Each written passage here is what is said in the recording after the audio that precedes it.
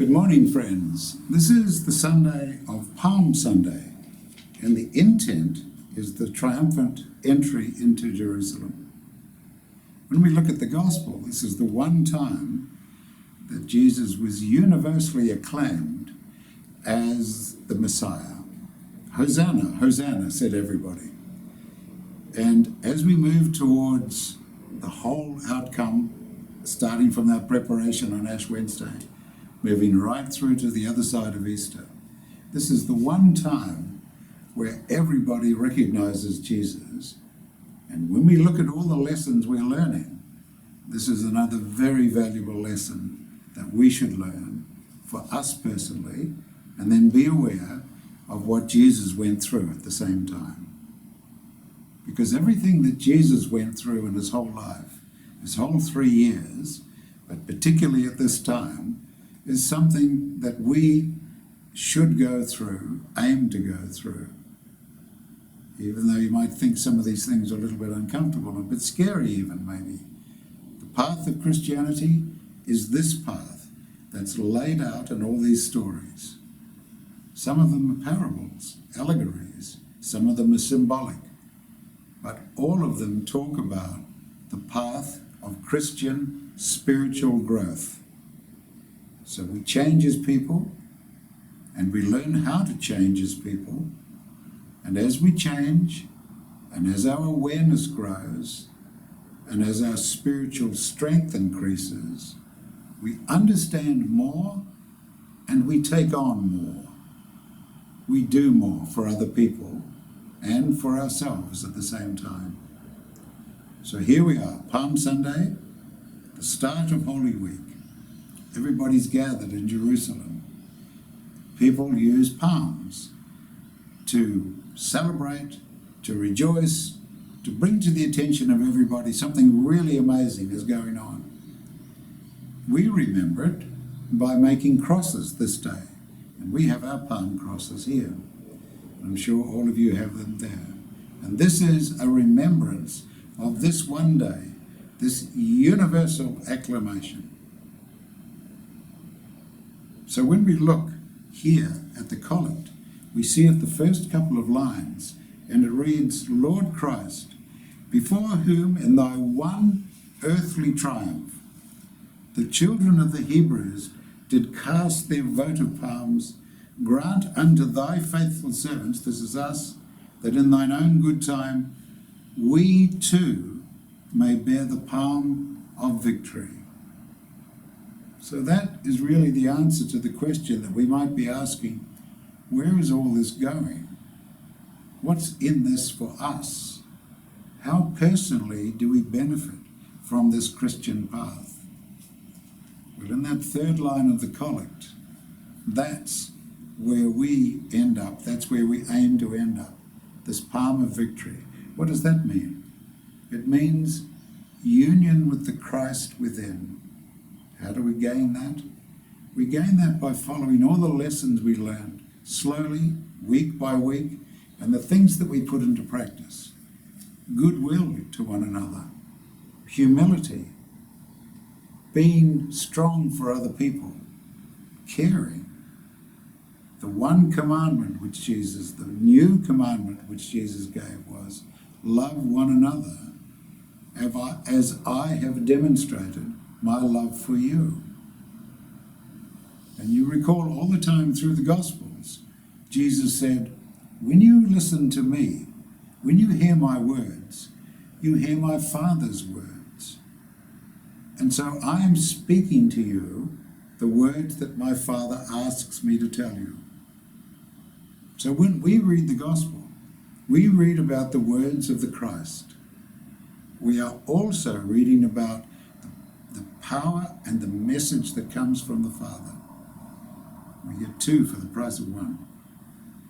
So in the Epistle, which Wendy read this morning, this is the revelation of St. John. Now, when we read the revelation of St. John, it's not a nice narrative like, this is what Jesus did, and then this is what Jesus did next, and this is what the disciples said, and then this is what the people did. It's not a narrative like that. It is a recording of what you might call a vision. but we sort of know about these things in some way. We have all sorts of films about this sort of stuff. We read about it. We read about hallucinogenic drugs that people take. We understand there's a change of consciousness when people take these chemicals. In this case, this is spiritually inspired. And one of the great differences between this and some of the things we might read about, some of the things that are induced with chemicals, is that this individual, St. John the Divine, has control over what's happening, and he's able to recall it and write it down for our benefit. However, he writes in symbols.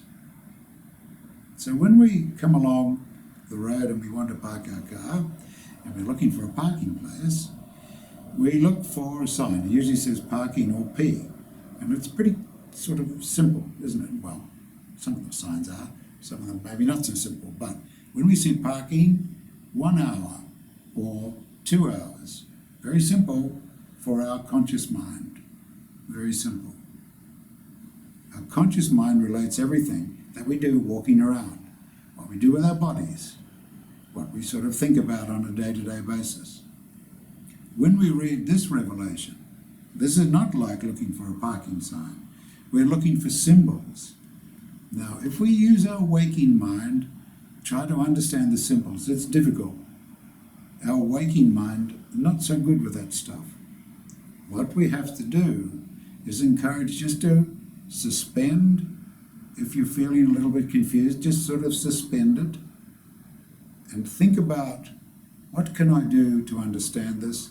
Take it into meditation, or as we say, soften your heart. Open your heart with prayer and let the wisdom of the heart bring you understanding. So the method is not looking for a parking place. The method is a separate process that we go through.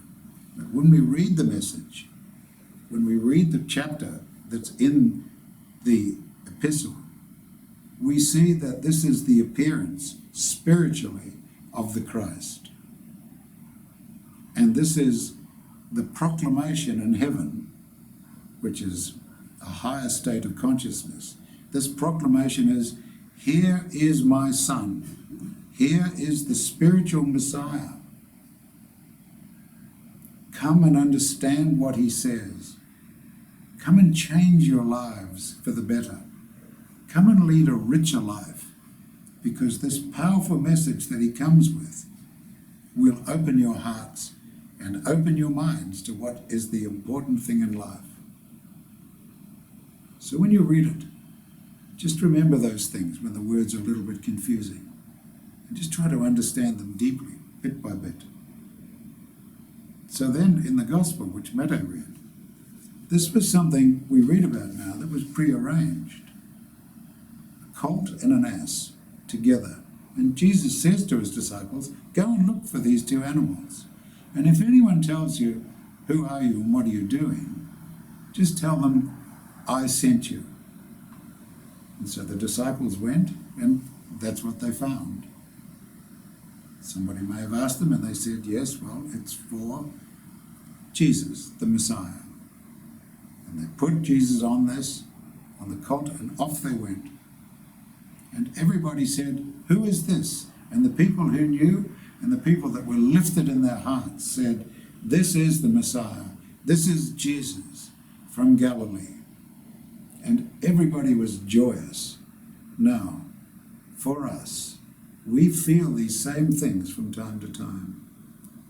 And what this message is all about is, when this happiness and joy arises, we welcome it, of course. But we keep our feet on the ground and we understand what's going on. We don't go crazy. We don't lose the ability to think clearly. But we live through the joy which lifts our hearts and opens our hearts to the reality of Christ in our hearts. So we might say the passage that we read, the triumphant entry of Jesus into Jerusalem, we might say personally, for us, for me, this is the triumphant coming of Christ in my heart today. This is the start of my journey today. This is the start of when I walk into Jerusalem, the temple of the Lord. This is my start of my journey. And Christ will lead me. So we can make it personal, just like that. Personal and deeply meaningful. So here we are at the start of Holy Week. And we have many things to think about with this culmination of 3 years of teaching and the preparation of Lent, where we've focused on all these particular intents. So take advantage of this time. This is a deeply spiritual time, intensely spiritual. The earth, our earth, is bathed in this spiritual energy now. Take advantage. It's uplifting like the triumphant entry into Jerusalem. Use it to your advantage, your spiritual advantage. I recommend these thoughts. I recommend your preparation, and then rejoice as we go forward in Holy Week, starting from today.